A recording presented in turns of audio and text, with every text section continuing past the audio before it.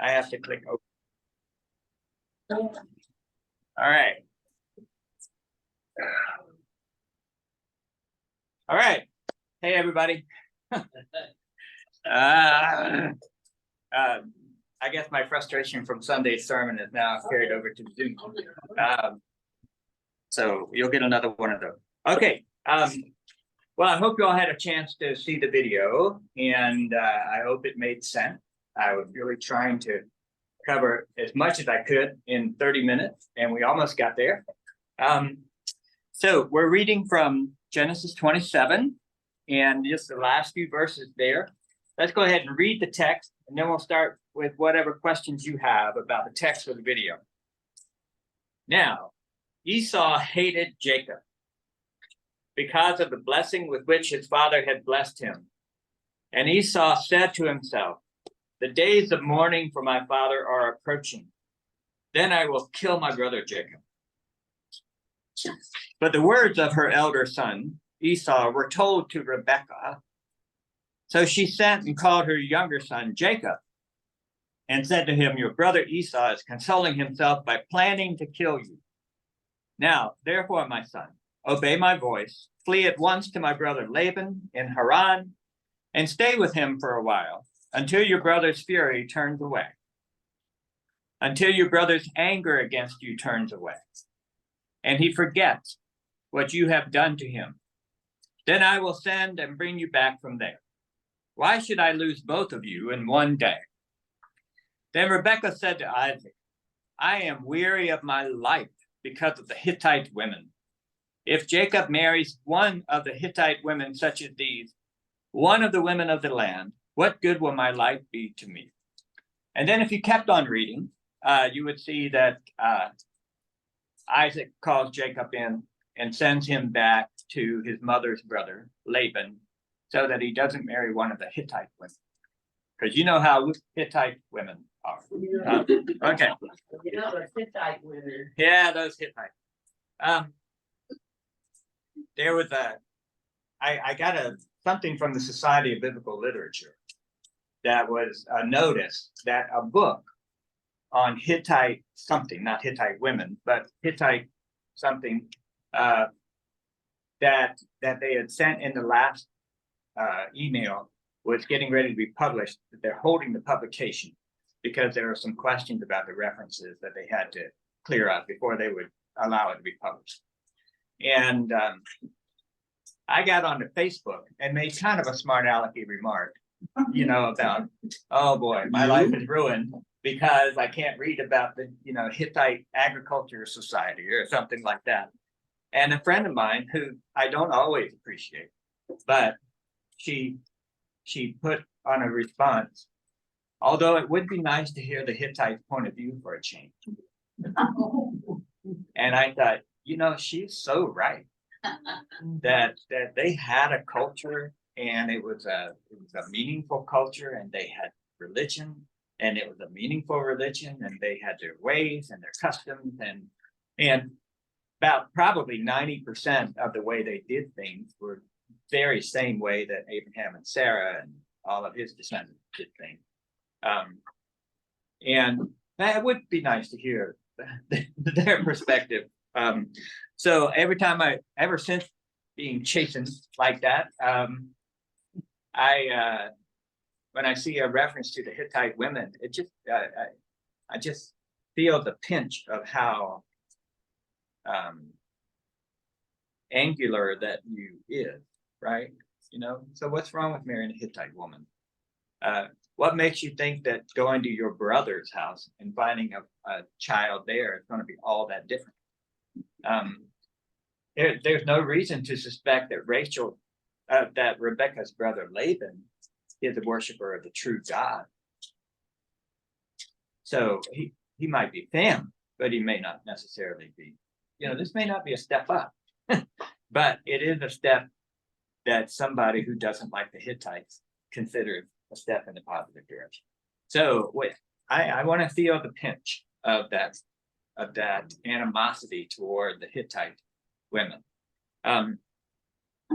Okay, before we do anything else, any questions you have about the story we've read or the video that you saw or life in general? Are the Hittites a geographical? Yeah, well, they're geographically approximate people beside these growing family of Abraham. If you go back to after the flood, Noah had 3 sons, Ham, Shem, and Japheth. And Ham is the one that was cursed for looking onto his father's nakedness. The other 2 were not. They were blessed. There's a genealogy there. So it would be probably somewhere around the early part of chapter 11, latter part of chapter 10 in Genesis. And I think the Hittites are considered children of Ham. Oh. Now, so let me be very careful in what I'm saying. I think, first of all, I said I think because I could be dead wrong. Go back and read it. But secondly, whether they in fact were descendants of Ham or not is a little beside the point. The storyteller would see them as children of Ham. Okay? Does that make them bad? Well, it fits the storyteller's agenda. Because don't forget what's going to happen here is that all of these Canaanites are going to be displaced by the Israelites. And what we're hearing here, whether you like this or not, if you don't like it, go find another story. But whether you like it or not, what we're hearing here is a legitimation of why the Israelites are entitled to this land. God said so. And to help make that case, you can throw a little shade on the other people who are there. And there are numerous ways that you do that, right? They worship false gods. They're barbaric. They're children of Ham, who was cursed because of the awful thing he did to his father Noah. There are numerous ways that you can make your case that we didn't just bump them out of their land. They were bad people. We're saving the world. You know what I'm saying? Now, that's a little jaded, I get, and I don't mean it to sound that way. But it is very important to know these storytellers, they have an agenda here. And that's why it's kind of important. It's hard to do, but it's important. When you start to see biblical scholars that try to go back behind the text and figure out who are the people who are writing the story.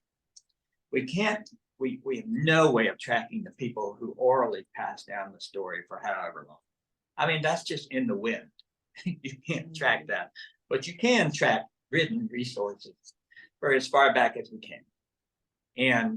And that's why this thing called the documentary hypothesis is an important stab at trying to name who are these people writing the story. And the documentary hypothesis was posited by Julius Wellhausen back in like 1895. And he argued that you can see 4 different strands of writing in the first 5 books of the Bible. And one of them he called the Yahwist because they used the name Yahweh in telling their story. So remember when we looked at the first and second creation stories? And in the first story, it was Elohim. And in the second story, you had the Lord in the lower cap, right? Or small cap. That's a translation of that word, Yahweh. And whoever's telling the second creation story in chapter 2 uses that terminology. And then there was a strand of Wellhausen called the Elohist. Everybody used the word Elohim, but most scholars today don't really distinguish between the Yahwist and the Elohist that much. They feel like they're just kind of the same source or very similar. But then there's a priestly writing. And this is definitely a different kind of voice.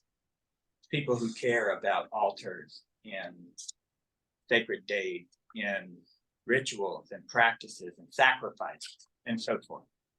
And then there's Wellhausen called the Deuteronomist. And that would be the person that Wellhausen thought took all of the other sources plus their own and eventually weaved them all together into one edited piece. So they're not only authors, but they're also editors.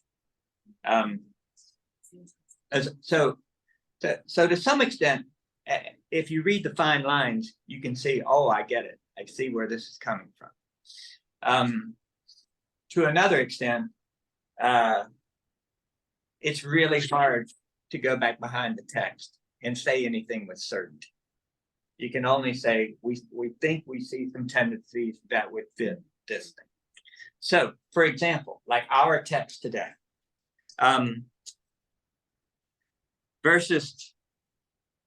if you read verse 41 through 45, okay, Esau hated Jacob, said to himself, the days of my father's mourning are approaching, I will kill my brother. Rebekah finds out about it. She calls in Jacob and tells him Esau's about to kill him, sends him off to her brother Laban in Haran, stay with him for a while until he's mollified. Why should I lose both of you in one day? And then skip down to the next chapter, chapter 28, verse 10. And it says, Jacob left Beersheba and went toward Haran. You could cut out everything in between verse 45 of chapter 27 and verse 10 of chapter 28, and you have a pretty seamless story. It could flow easily. And it would seem that verses 46 of chapter 27 and then those first 9 verses of chapter 27 are perhaps another story kind of laid on top of this. You see what I mean? So there are times it looks like a story has been kind of divided and something stitched in. Because basically Isaac calling Jacob in and sending him not to marry one of the Hittite women, but going back to Laban, the same thing that just his mother told him, right? There's no real difference there. And then the language about Ishmael, or Esau marrying one of Ishmael's daughters. That's a story. It doesn't necessarily fit in this timeline, but it's a story that kind of more or less fits. So what biblical scholars do is they kind of see that. Walter Brueggemann says that verse 46 of our reading down through 28 verse 9 was written by the priestly community. It's a later community, and the reason being that the priestly documents we think were written about the time that the Israelites came back from exile. Okay, so this was one of the most traumatic events in Israel's history, was the exile. Their king was dethroned, their temple was destroyed, their land was overrun by the Babylonians, and their young, virile, smart, lovely men and women were taken away as slaves in Babylon. People like Daniel, Shadrach, Meshach, Abednego, taken away into Babylon.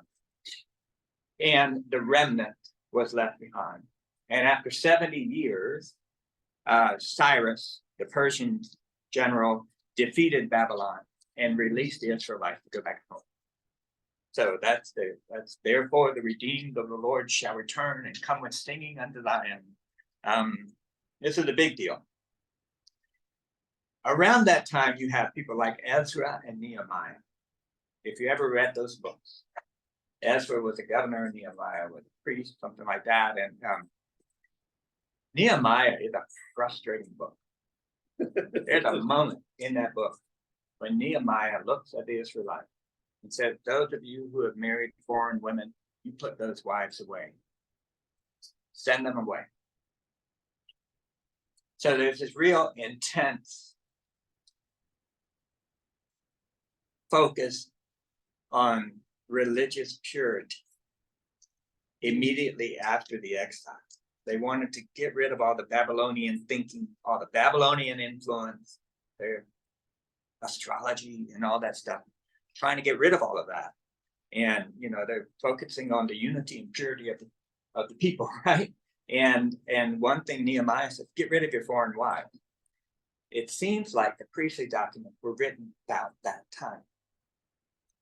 So now you have the issue about the Hittite women. And you've got Ishmael trying to make it right. Or you have Esau trying to make it right with his parents, Isaac and Rebekah, by marrying the daughter of Ishmael, you know, and trying to marry someone more proper.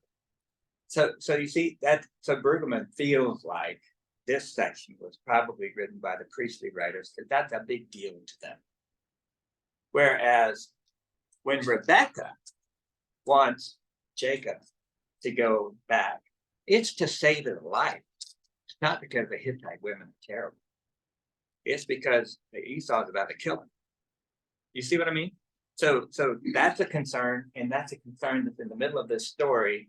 And then you have this interpolation that adds the other concern. Oh, it's all about keeping the Hittite women out of our family tree. That's a concern that the priestly writers had, but the Elohist writers really didn't have it. That's a long spiel about something. Sorry if that was. Yes, ma'am. You're done with that. I have. Yeah. Okay. Yeah. We should be done with that. In the video, you said one of the themes throughout Genesis is the inversion of the order of the birthright. Yeah. What's the theological relevance? Yeah, that's a good question. So in case those of you online didn't hear, I'd made the claim that one thing you see often, especially in Genesis, is the inversion of the elder shall serve the younger and so forth. And it happens over and over again. Isaac is younger than Ishmael, but Isaac is the chosen one. Jacob's younger than Esau. Jacob is the chosen one. Joseph is younger than 10 of his brothers, but Joseph is the one through whom God works. So the question, I mean, what's the significance of this? It's generally called the law of inversion, right? And it's a way of signifying that it's a theological point. So think about Greek mythology. Think about Roman mythology. That's their religion. We call it mythology because we don't believe it. Think about Norse mythology. You think about those stories and the ways the gods are depicted in those stories. The gods love winners. The Mars was the god of war in Roman mythology, and Mars, therefore, was the most popular name throughout the Roman Empire. And the way you validated that the gods were on your side is you were victorious in battle. And for the Hebrews, that just wasn't always true. They lost a lot. And yet what is, so when they talk about God, and I think this is a powerful way of thinking about God, is that God is not necessarily on the side of those who win the battle. And how do you depict that? Well, you subvert the kind of patriarchal mentality a little bit, not patriarchy in general.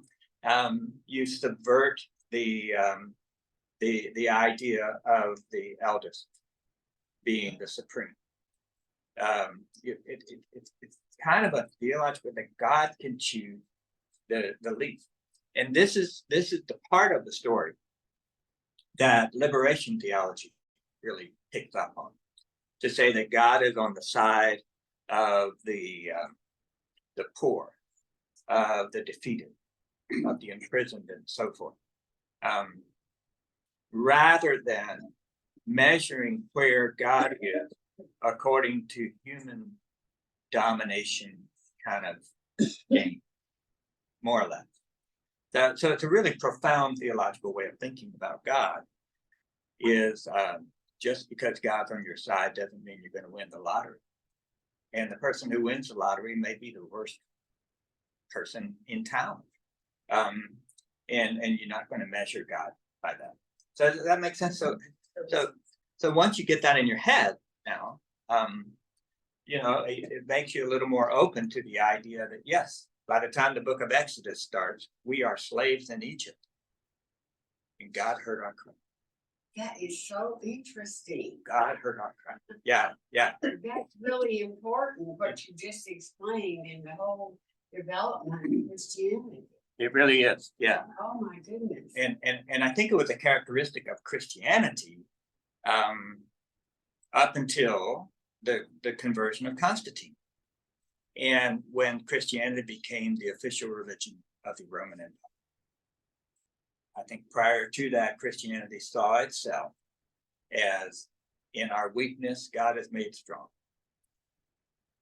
But once we kind of got wedded to the Roman Empire, which, to be honest, the reason most of us are Christian is because of that. I think it changed the character of our theology a lot. And we started buying into a more dominion theology, that God is on the side of the winners. That's the truth. One way of looking at that old conflict between nations was to say it was fought on two levels: the armed conflict on earth, and then the conflict between the gods. And my God is more powerful than your God, because we won. Right. Someone once said you could apply that to the Packers and the Steelers, the fans there. We won. Our God was on our side. Yeah, it is problematic when you see a football player, giving God the glory that they scored a touchdown or something, rather than, when they get sacked, get up and say, "Thank you, God. I've learned humility." Yeah, that's yeah. Don't let Sue Ann hear you say anything even remotely negative about Packers fans, because there she is. Okay.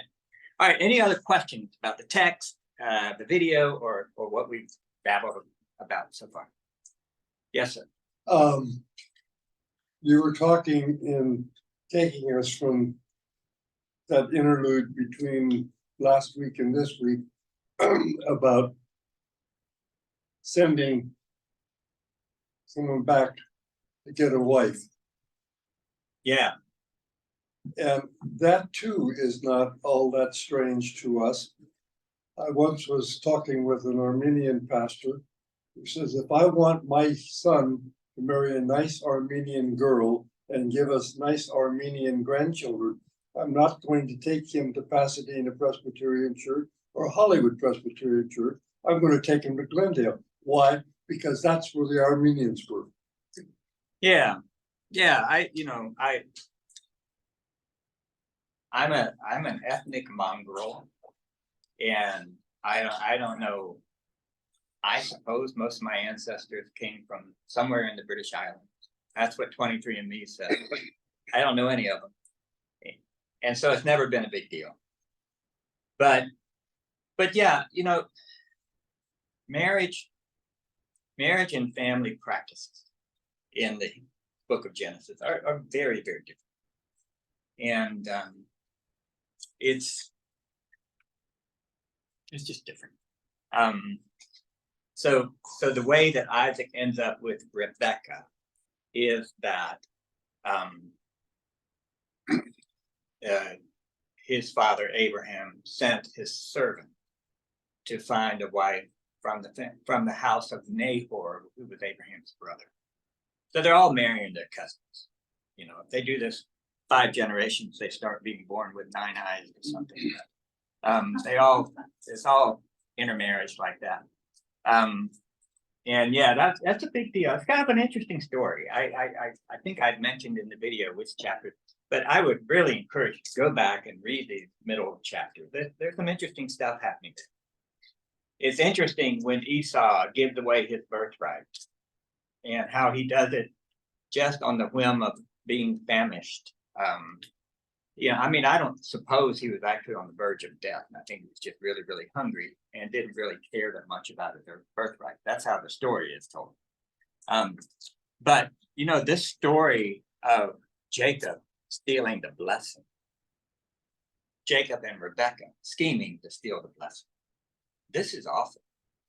This is awful. And the worst part to me is when Esau comes in, having done what his father said. You know, his father sent him out to shoot, to find some game and cook it and bring it, and he would give him a blessing.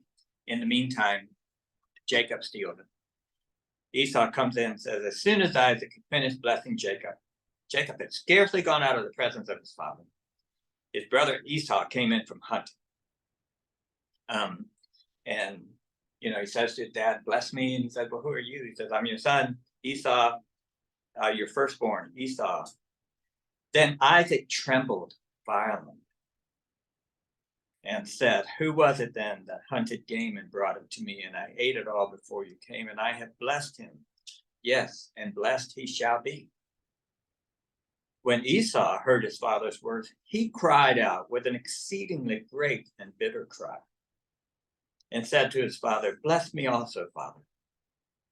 But his father said, your brother came deceitfully and has taken away your blessing. And Esau says, is he not rightly named Jacob? So Jacob, that name means heel grabber or supplanter, somebody who's going to swoop in and take your thing, right? For he has supplanted me these 2 times, took away my birthright, and look, now he's taken away my blessing. This is a horrible scene. I mean, can't you feel the pathos of this scene? Isaac, on the verge of a 30-year drawn-out deathbed. Isaac is, he realizes the gig is up. He realizes he's been fooled. And it was his every intention to give that blessing to Esau. That's what he thought he was doing. That's what he wanted to do. That's what he felt he should have done. And so Jacob is not a good person in this story, and neither is Rebekah, right? I mean, they're conspiring against an old, blind, dying guy, basically. That's why I really do encourage you to go back and read these middle chapters, because there's a reason why Esau hated Jacob. I don't like him myself. I mean, I'm not going to kill him or anything, but there you go. Okay, let me. What's the birthright? I don't know. I can't tell. The only other reference in Genesis, as I mentioned in the video, is when the 11 brothers of Joseph are eating, and he has them lined up according to birthright. I suppose it was a custom that later became encoded in the law of the firstborn, which meant, it was an inheritance law, more. I don't know if it's anything more beyond that. But so that's what's interesting, is Israel's got 2 things happening here. On the one hand, they do have the law of primogeniture, firstborn, and the firstborn gets half the father. It depends on where you read about it. Half the father's inheritance, and everybody else splits the rest. That's a big deal. It's a huge deal if you know farming families, like my wife's family. When her grandfather quit farming, he had 2 sons who were farmers. But the farm wasn't really big enough to keep splitting in half, because that's what his father did, and that's what his father did, right? So land is finite, and offspring can outweigh that, right? It's a Malthusian problem here. And so he gave the farm to one of the sons and not the other. And that's still not okay. I'm just going to tell you. So inheritance laws are huge, because that's the source of many feuds throughout these families and stuff. So you got to have a law. You got to have some kind of practice. And I think the whole birthright thing became the law of primogeniture, mostly an inheritance law. So you have that. And you also have this theology of inversion. And they don't necessarily go together very well, right? So there's this kind of constant tension between, the order folk. But this is how we have to do it. This is how we keep order and pass things down generation after generation.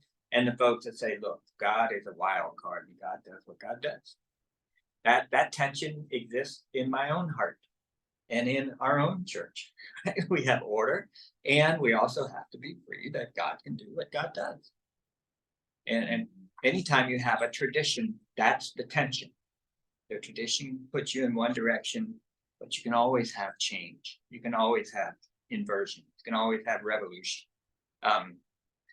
So yeah, Israel's living with both of those things. This law, this kind of birthright tradition, and this law of inversion. And they don't always go well together. It's a discernment process of when it's right, when it's not. So, all right, let me get to the handout here, since we're 40 minutes in.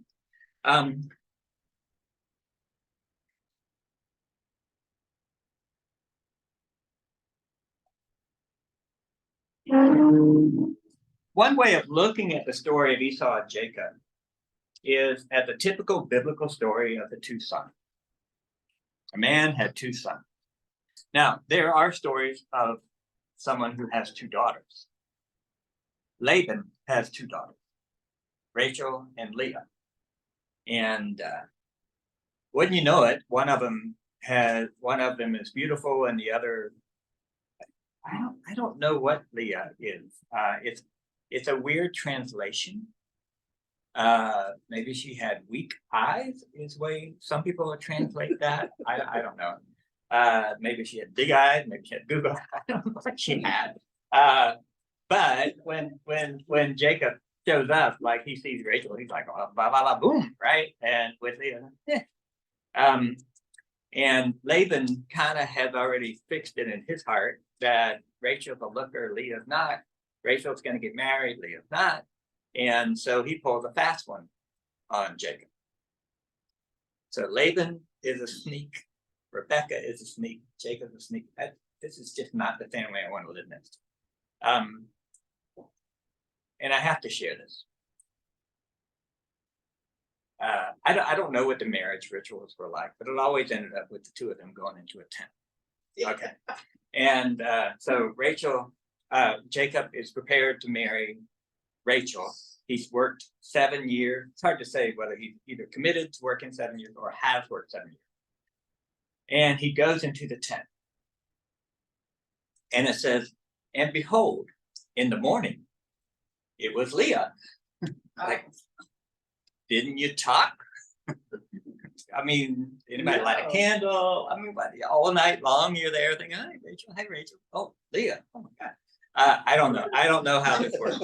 It just, behold, in the morning, it was Leah. I'm like, these storytellers, holy cow. But that's a story of two daughters. And it always seems like when you have a story of two kids, what you really have to emphasize are the differences. Now, if you have 12 sons, you got a variety of things. But with two, it's always, the prodigal son and his very responsible elder brother. Ishmael and Isaac. You got to pull for one and you have to pull against the other. You can't pull for both the Packers and the Steelers when they play one another. I don't know what to do when the Dodgers and Angels play. I pull for the Dodgers, but my heart is torn. So in some ways, this is a typical story of a father having two sons. And these two sons can work marvelously together, or they can become rivals. And that always seems to be kind of on the cusp.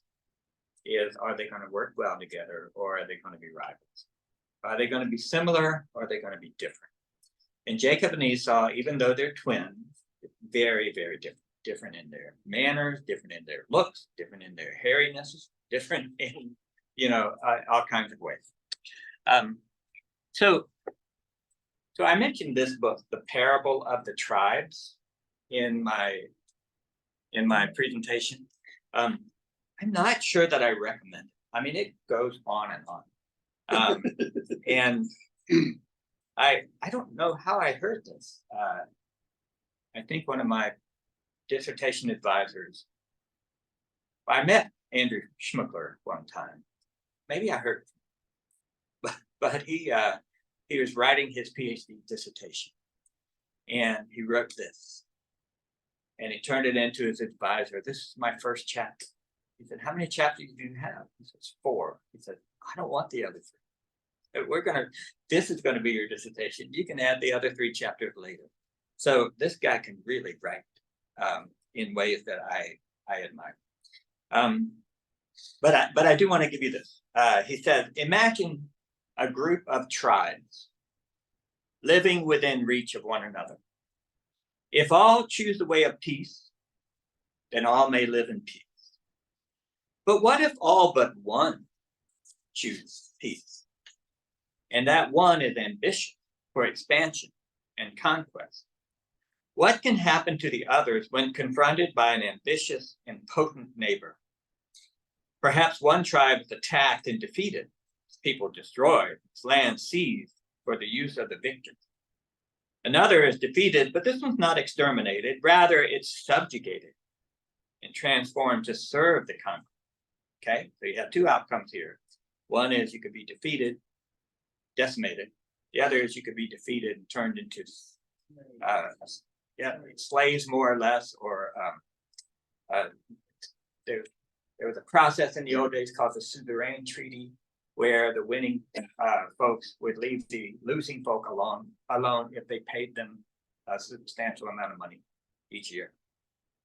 A third option, seeking to avoid such danger, a third group flees from the area to some inaccessible, less desirable place, and its former homeland becomes part of the growing empire of the power-seeking tribe. And let us suppose that others, observing these developments, decide to defend themselves in order to preserve themselves and their autonomy. But the irony is that a successful defense against the power-maximizing aggressor requires a society to become more like the society that threatens. You see that? That's the parable. The rest of the book is the explanation. I mean, it's very insightful, but a little bit dated. So you have 4 options, right? You can die. You can submit, basically become enslaved. You can run away, or you can defend yourself. But to do so, you have to become like the aggressor, and actually a little better, in order not to be defeated. And what Schmuckler does in this book, he just kind of shows that this dynamic is at play throughout history. And it's not just the history of warfare, but it's the history of economic competition, strategic competition, political competition, and so forth. I think I have always found that to be a really insightful kind of meta story to think about things, and I think it's worthwhile considering it with regard to Jacob and Esau. Jacob doesn't want to die. That's the threat. He doesn't want to become subservient to Esau. He's stolen his stuff. He can't fight him. Esau the manly, Jacob not. So he just doesn't have the wherewithal to fight him. So he flees. That's his option. Then later, after he becomes incredibly wealthy and he has people, he can come back. So the way Rebecca lays it out is, in time, Esau will get over it, and it'll be fine. But Jacob doesn't necessarily seem to believe that. So I would encourage you to continue reading the Jacob story a little bit. You know, he goes up to Laban, he ends up marrying both Leah and Rachel, and taking a couple handmaids because Rachel's barren. And they have the competition of boys, and he ends up with 12 sons. Rachel actually is going to die when the youngest son is when giving birth to the youngest son, Benjamin. In the meantime, Jacob is just incredibly successful. He comes back very wealthy, but when he's coming back, he's not sure if Esau's going to kill him. And so he puts the handmaids and their kids first, and then Leah and her kids second, and then Rachel with her kids, Rachel's kids last, and himself. What a creep, right? You know, he's not like out in front saying, look, this is my thing, I got to deal with it. Like, look, we'll put you out there first. And then as Esau is approaching, he hears Esau's coming with 400 men, yeah, which sounds like an army. And so he sends out tons of sheep and camels and cattle to try to mollify Esau. Read that story because Esau's a decent guy. Did you take a chance to read it? Isn't that? I mean, Esau's like, what's all this? I said, oh, I just want to make you happy. I don't need this. I'm good. Yeah, I was like, I would live next to Esau. I wouldn't live anywhere near Jacob, right? And that's a thing I want us to just hold for a minute. Is how incredible it is that the storytellers are willing to show how creepy some of the ancestors are. They're not heroes. They're not without flaws. They are just as flawed as can be. And they're not people you want to live next to. They're not people you want to emulate. Don't go out and be like Jacob. But even so, Jacob is the one that he has his dreams, right? Jacob's ladder. Y'all know that. It's probably more like the thing we have our candles on over there. It's called a ziggurat, right? And it's got angels ascending and descending, right? It's just kind of an interesting dream. And I don't know exactly the meaning of it. But he wakes up and he says this marvelous thing. Surely the Lord was in this place and I didn't know it. So this is Jacob, just as sorry as he is, having this moment of recognition of God's presence. And he builds an altar there at Bethel. I just love that the storytellers are willing to, number one, recognize that we live in a world where sometimes you have to make these horrible choices of either fighting or flighting or paying up and being subservient, and that none of the outcomes tell you whose side God is on. Sometimes you could be paying all kinds of taxes and burdensome stuff to the empire, and you're still God's chosen. I just love that. This is subversive storytelling. Because when you read all the other stories that are available to us, it's like if the gods favor you, you win. And so while Jacob is creepy, we're supposed to see how creepy he is, and we're supposed to appreciate how creepy he is and name it out loud how creepy he is. His name is Jacob, for crying out loud. He's a supplanter, he's a heel grabber. And his name becomes what? Israel. He's the one who's renamed Israel. Anybody know what that means? No. Okay, Israel.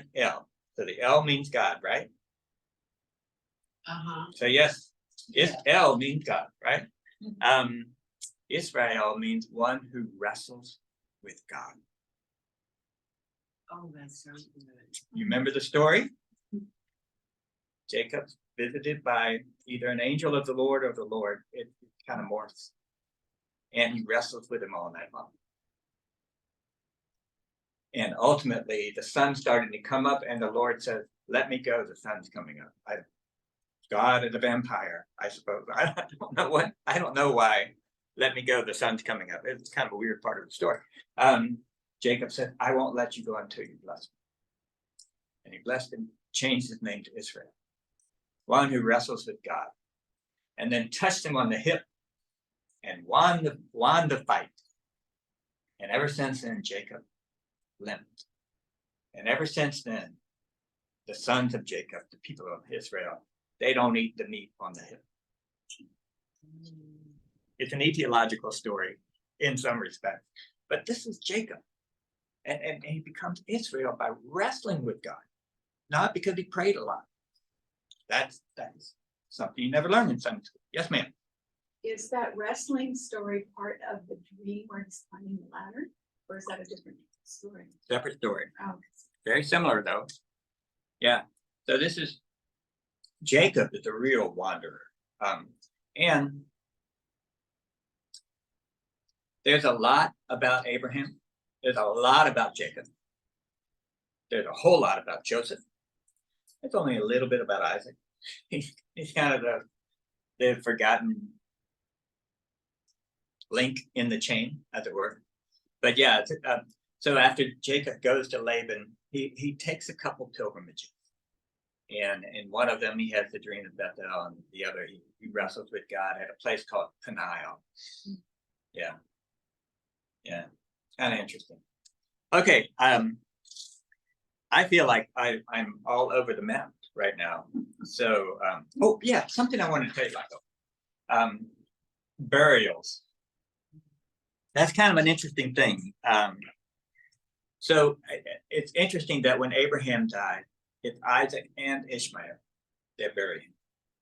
Ishmael had left the building. You know, he had gone off, and he and his mother Hagar had been sent away. Hagar got him an Egyptian wife because she was Egyptian. He lived out in the plains. He was a huntsman. He was an archer, and had lots of children and so forth. But he kind of leaves the story until Abraham dies.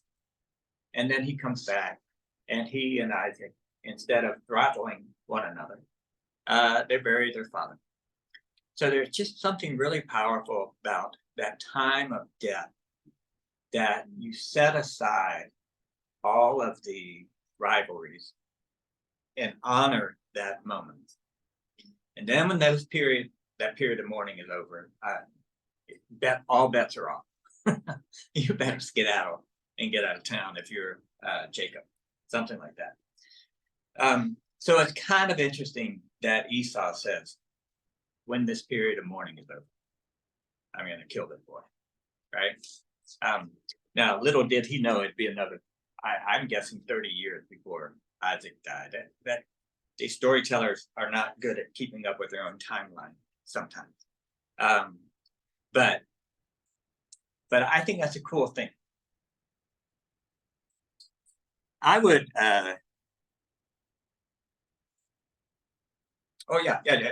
So later in chapter 49, Jacob died. Now this is the big deal. So Jacob ends up having 12 sons, right? And the 11th son is Joseph. And Joseph gets sold into slavery with his amazing Technicolor dream coats. And he ends up in Egypt. And it turns out he's a dream reader. And he helps Pharaoh. Pharaoh's had some troubling dreams. He can't understand what they mean. And none of his astrologers can figure him out either. And someone remembers Joseph having interpreted a dream while in prison. So they bring Joseph out, and he tells Pharaoh the dream. Anybody remember what this dream is? All right, 7 fat cows and 7 lean cows, right? And the lean cows eat the fat cows. Swallow them whole, it feels like. It's been a while since I read it. Okay. Weird dream. This story of Joseph gets picked up and is retold as the story of Daniel later. Daniel is also a dream reader and ends up being second in command in the empire because he's the only one that can interpret the leader's dreams. For Joseph, it's Pharaoh. For Daniel, it's Nebuchadnezzar. Anyway, so Joseph ends up second in command. And there's 7 years of bounty, and everybody's just living high on the hog. But Joseph has Pharaoh storing things for a bad spell. And then when the famine happens, it's 7 years long. So, you know, each year the people get more and more desperate. And this is how Pharaoh went from being a local king to an emperor. Is he got people's money, then he got their slaves, then he got their land. Because each time they came back begging for grain, they were more and more desperate. And he was able to really increase the fold. Okay, so Joseph has this weird legacy, right? Because Joseph, he's the reason Pharaoh became an empire. I mean, he helped Egypt become an empire.